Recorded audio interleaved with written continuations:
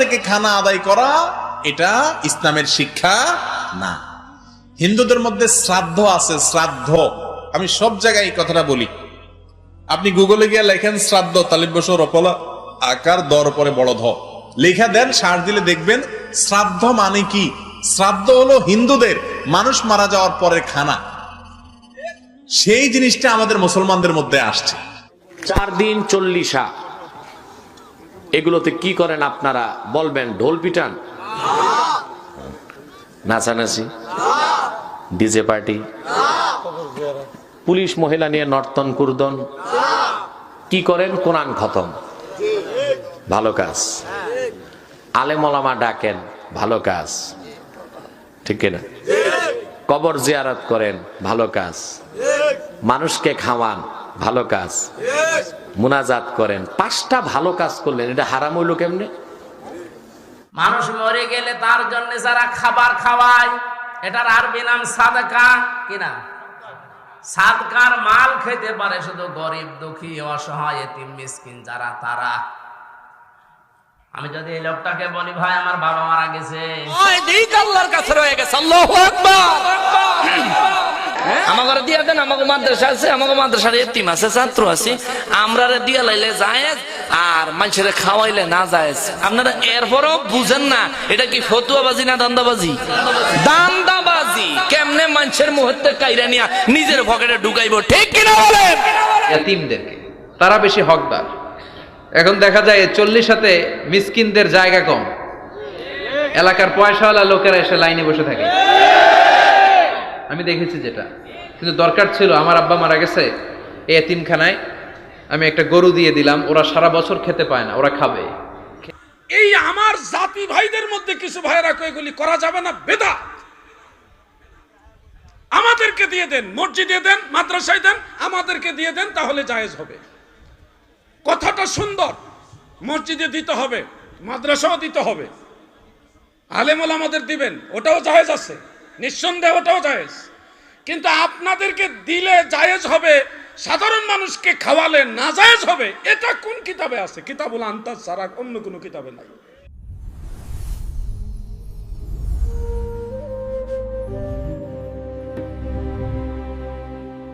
আসসালামু আলাইকুম ওয়া রাহমাতুল্লাহি ওয়া বারাকাতুহু। যারা আমার এই ভিডিওটি দেখছেন দেশে ও প্রবাসে, সবাইকে আন্তরিক মোবারকবাদ।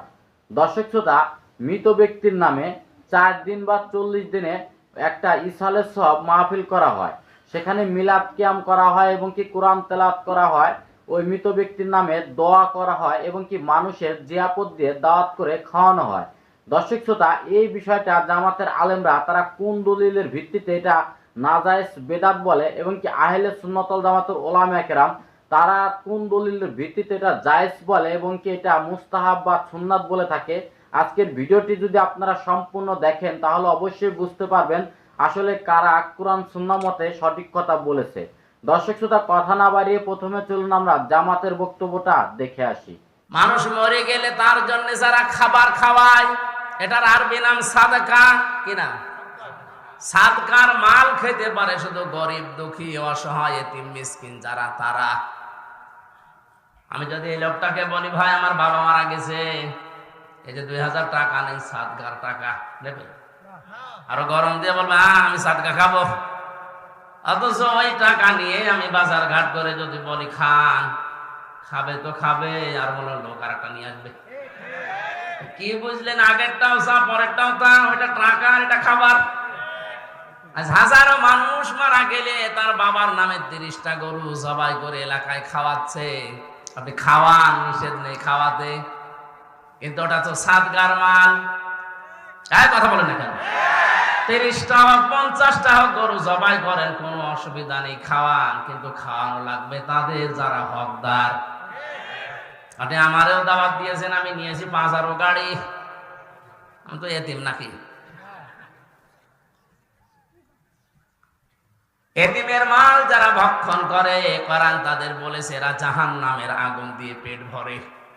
আর জেনে হোক না জেনে হোক, আধা জানা হোক, অনেকেই কিন্তু জাহান্নামের আগুন পেটে ভরছে।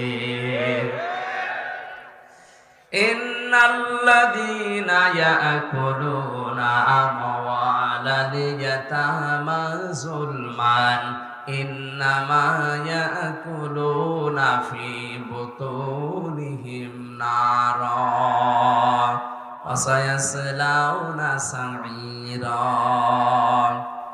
সূরা নিসার 10 নম্বর আয়াত আছে, নিশ্চয় যারা আকালা ইয়াকুলু মানে খাওয়া, ইয়াকুলু এটা যেহেতু মজারে বর্তমান ভবিষ্যৎ প্রেজেন্ট ফিউচার, এখন যারা খাচ্ছেন ভবিষ্যতেও যারা খাবে, আমওয়াল আল ইয়াতামা মালের বহুবচন আমওয়াল। মানুষ মরার পরে কি চল্লিশা করা জায়েজ আছে? এই প্রশ্নের উত্তর সব জায়গায় দেওয়া লাগে। বোঝা গেল বাংলাদেশের সব সমাজে এটা আছে। আপনাদের এলাকায় আছে চল্লিশা? আরে ভাই, তাহলে তো সে পুরা নওয়াজ আবার করতে হবে নতুন করে। সংক্ষেপে বলি, তারপরেও মানুষ মারা যাওয়ার পরে যার আত্মীয় স্বজন মারা যায় তাদেরকে এলাকাবাসী খাওয়াইতে হয় সুন্নাত। তাদের কাছ থেকে খানা আদায় করা এটা ইসলামের শিক্ষা না। হিন্দুদের মধ্যে শ্রাদ্ধ আছে, শ্রাদ্ধ। আমি সব জায়গায় এই কথাটা বলি।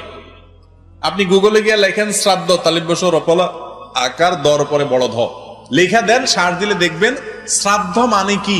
শ্রাদ্ধ হলো হিন্দুদের মানুষ মারা যাওয়ার পরের খানা। সেই জিনিসটা আমাদের মুসলমানদের মধ্যে আসছে।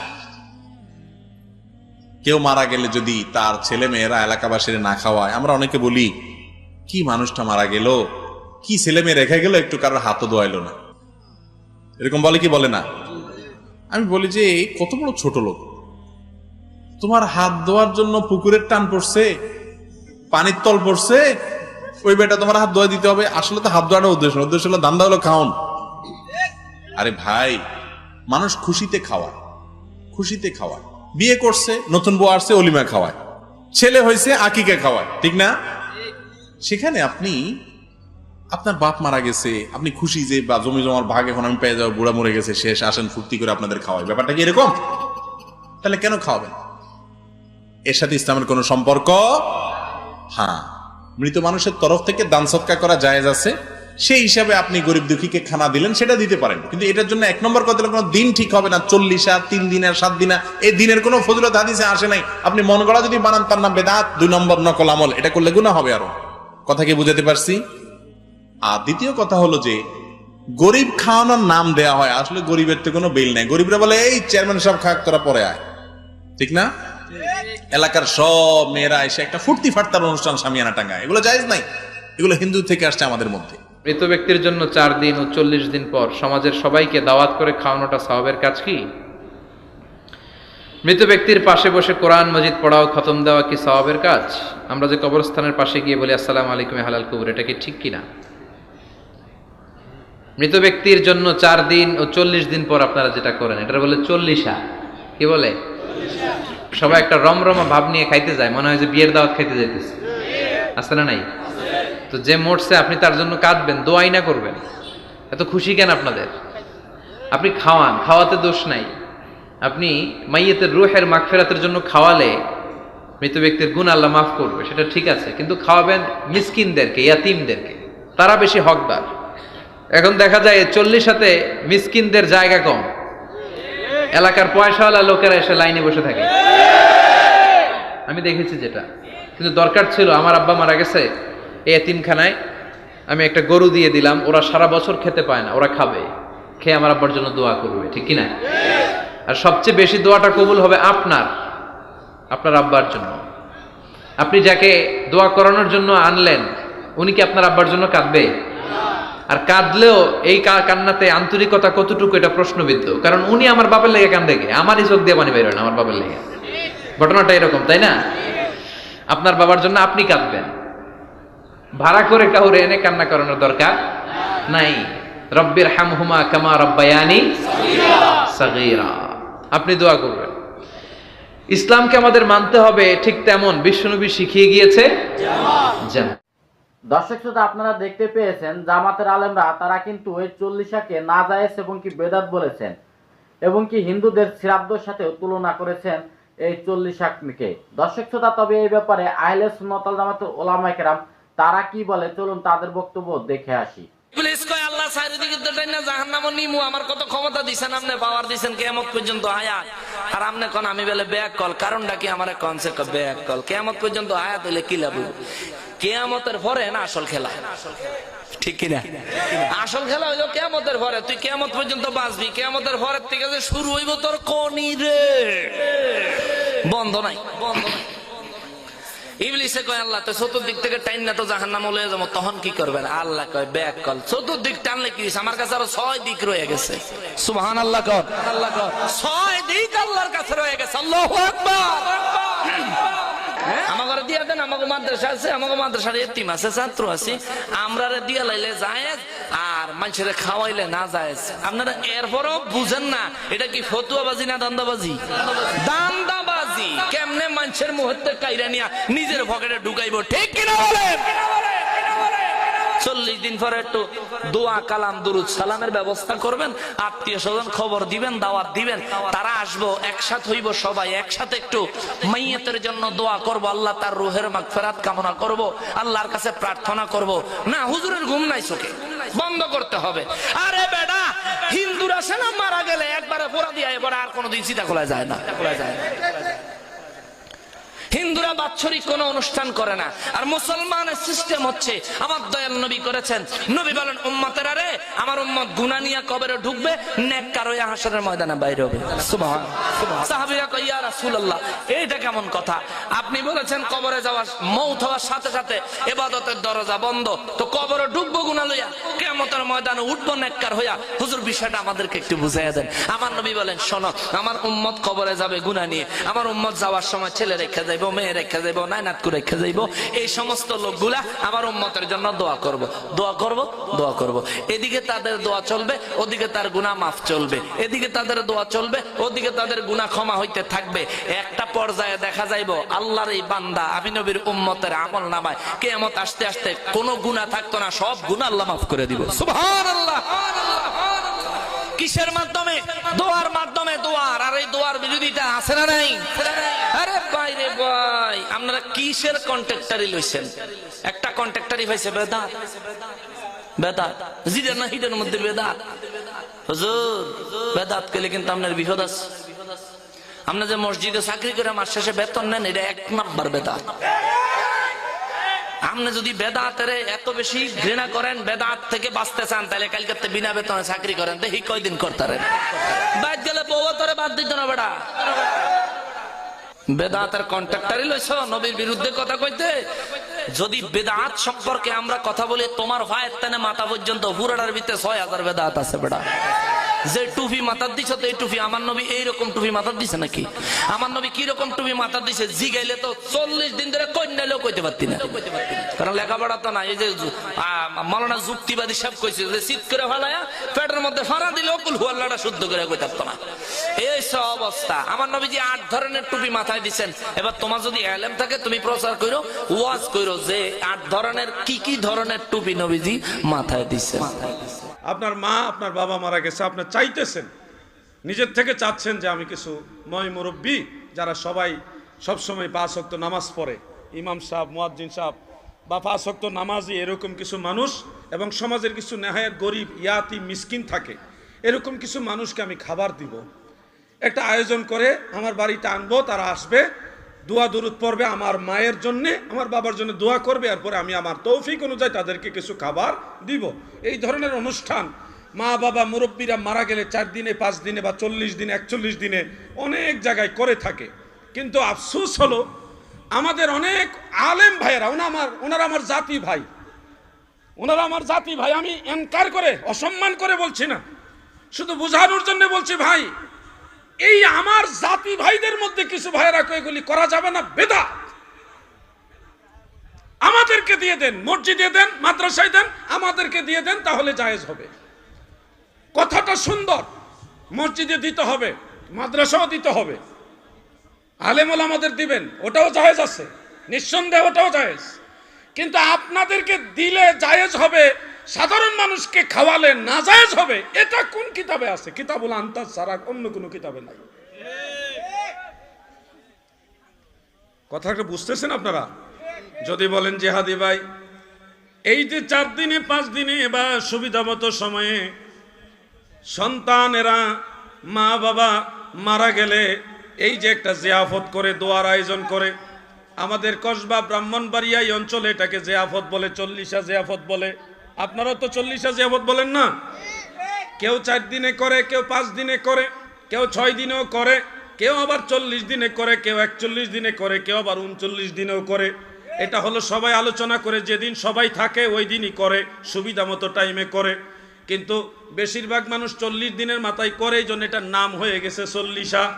কিন্তু এটা অরিজিনালি এটার নাম হলো ইসালে সওয়াবের মাহফিল উপলক্ষে জিয়াফত। দুইটা বিষয় এখানে, ইসালে সওয়াবের মাহফিল আর একটা হলো জিয়াফত। এটা হলো কোরআন হাদিসের ভাষা। এই আমলটা কোরআন এবং হাদিসের কোথাও আসেনি। এই প্রশ্ন যদি আমাকে কোনো আলেম ভাই করেন, আমি বলবো ভাইজান, ও আমার আলেম ভাইয়েরা গো,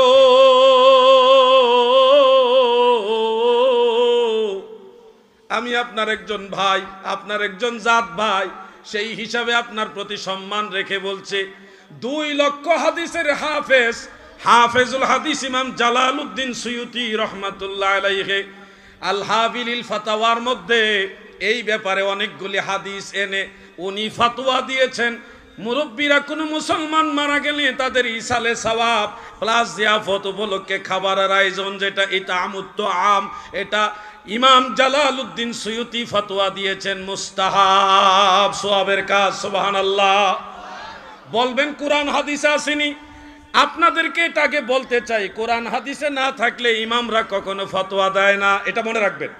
কোনো একজন ইমাম যদি একটা বিষয়ে ফতোয়া দেয় যেটা করা যাবে, তখন ধরে নেবেন এটার পক্ষে কোনো না কোনো কোরআন হাদিসের দলিল আছে। কারণ ইমাম যারা, ওনারা আমাদের সবার চাইতে 1000 কোটি গুণ বেশি আমানতদার, ওনারা আমাদের সবার চাইতে বেশি মুত্তাকি, ওনারা দায়িত্বশীল, আদিল, সিকা, ন্যায়পরায়ণ, বিশ্বস্ত। ওনারা যখন কোনো ব্যাপারে রায় দেয়, নিশ্চিত আপনি ধরে নেবেন এটার পিছনে কোরআন হাদিসের নির্ভরযোগ্য দলিল আছে। এবার আমরা ধরে নিলাম ইমাম সুয়ুতি যেহেতু এটাকে জায়েজ বলেছে, এটা নিশ্চয়ই জায়েজ। কিন্তু আপনাদের সুবিধার্থে আমি একটা বা দুইটা হাদিস বলি, আপনারা যেন বুঝেন না ইমাম সুয়ুতির শুধু ফতোয়া না, রাসূলের হাদিসের মধ্যে এটার দলিল আছে। একটা হাদিস আমি বলবো। যুবক ভাইরে, কথাগুলি কি তোমাদের দরকার আছে? শোনো, আমার মুরব্বীরা আজকে যারা আছে তারা হয়তো চিরদিন থাকবেন, আল্লাহ হায়াতে রাখলে তোমরা সামনের দিন থাকবে। তোমরা যদি এই বিষয়গুলি বুঝো, তাহলে মুরব্বীরা পৃথিবী থেকে চলে গেলেও তোমাদের কাছ থেকে দোয়া পাবে। তোমরা যদি এই বিষয়গুলি বুঝো, তোমরা যেদিন দুনিয়াতে থাকবে না, সেদিন তোমাদের আওলাদরা তোমাদের জন্য দোয়ার আয়োজন করবে। কিন্তু তোমরা যদি না বুঝো, তোমাদের মা বাবাও দোয়া পাবে না, তোমরাও দোয়া পাবে না, পুরা দোয়াটাই বন্ধ হয়ে যাবে। আপনাদের বলেন, আপনাদেরকে দোয়া লাগবে নাকি লাগবে না? এই জন্য একটা হাদিস আপনারা মনোযোগ দিয়ে শুনেন, এটা সহিহ হাদিস, জয়ীফ না, সহিহ হাদিসটা উল্লেখ রয়েছে ইমাম আহমদ বিন হাম্বল রাহমাতুল্লাহ আলাইহির কিতাবুজ জুহুদের মধ্যে। এটা বেশি দিন আগের কিতাব না, মাত্র 1200 বছরের আগের কিতাব। সেই কিতাবের মধ্যে হাদিস কানা উল্লেখ, হিলিয়াতুল আউলিয়ার মধ্যে হাফেজুল হাদিস ইমাম আবু নুআইম ইসফাহানি রাহমাতুল্লাহ আলাইহি হাদিস কানা উল্লেখ করেছেন। আল হাবিলিল ফাতাওয়ার মধ্যে উল্লেখ, ইমাম ইবনে রজব হাম্বলি রাহমাতুল্লাহ আলাইহির আহওয়ালুল কুবুর সেই কিতাবের মধ্যে হাদিস কানা উল্লেখ এইভাবে, ইন্নাল মাউতা ইফতানুনা ফি কুবুরিহিম সাবআ ফাকানু ইস্তাহিব্বুনা আন ইউতআমা আনহুম তিলকাল আইয়াম। সুবহানাল্লাহ। কষ্ট হইতেছে আপনাদের? ক্যামেরাওয়ালা ভাই, আপনাদের কষ্ট হইতেছে নি? এই ক্যামেরা তো আর আমার জন্য আসে না, আসছে তাহির হিসাবের জন্য ইনশাআল্লাহ। তারপরও সাধুবাদ জানাই। 40 এগুলোতে কি করেন আপনারা? বলবেন ঢোল পিটান, নাচানাচি, ডিজে পার্টি, পুলিশ মহিলা নিয়ে নর্তন কুর্দন, কি করেন? কোরআন খতম, ভালো কাজ। আলেম ওলামা ডাকেন, ভালো কাজ, ঠিক কিনা? কবর জিয়ারত করেন, ভালো কাজ। মানুষকে খাওয়ান, ভালো কাজ। মুনাজাত করেন, 5টা ভালো কাজ করলেন, এটা হারাম হইল কেমনে? কথা বলেন। শুধু দিনটা 4 দিন আর 40 নির্ধারণ করাতেই হারাম হয়ে গেছে। তা আমরা যে বাংলাদেশি সালে বিভিন্ন বার্ষিক মাহফিল করি, পীরেরা ফাল্গুনের 13-14 বন্ড, পৌষের 12, 13, 18, ঠিক কিনা? ওই ক্ষেত্রে আমরা ইংরেজি নামটাও নিই না, নেয় কথা বলে না।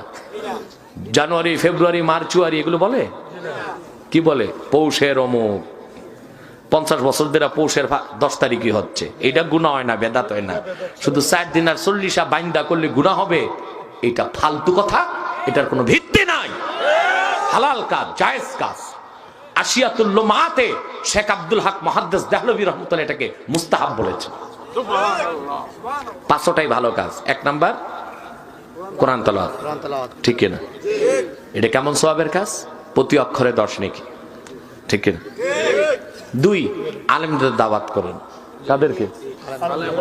এটা ভালো কাজ না খারাপ কাজ? 3, এটা আমত আম, মানুষকে খাওয়ান প্রেজেন্টেশন ছাড়া, ফি সাবিলিল্লাহ। এই খাওয়াটা যে একদম সওয়াবের জন্য, এতে সন্দেহ আছে? সুন্নতে খাতনা, বিয়ে শাদী, ওখানে 2 নাম্বারই হইতে পারে, প্রেজেন্টের জন্য, পয়সার জন্য। কিন্তু এই যে মেজবানি করেন, এটা একমাত্র কার খুশির জন্য? এটাকে বলা হয়, এটা আমত তাআম। কি বলা হয়? এটা আমত তাআম। এটা কেমন নেক আমল? মেশকাতের হাদিস, রাসূল করিম সাল্লাল্লাহু আলাইহি সাল্লাম একদিন বললেন, ইন্না ফিল জান্নাতি গুরাফা, বেহেশতের ভিতরে কিছু খাস কামরা আছে, ইউরা যুহুরুহা মিন বুতুনিহা ওয়া বুতুনুহা মিন যুহুরিহা, যে কামরাগুলোর ভিতর থেকে বাহির দেখা যায়, বাহির থেকে ভিতর দেখা যায়। ফাকামা আরাবিয়ুন ফাকালা লিমান হাযা ইয়া রাসূলুল্লাহ, এক বেদুইন দাঁড়ায় বললেন, হুজুর এতদিন বেহেশতের কথা শুনছি, কামরার কথা তো শুনি নাই, এত সুন্দর কামরা আল্লাহ কাকে দিবেন?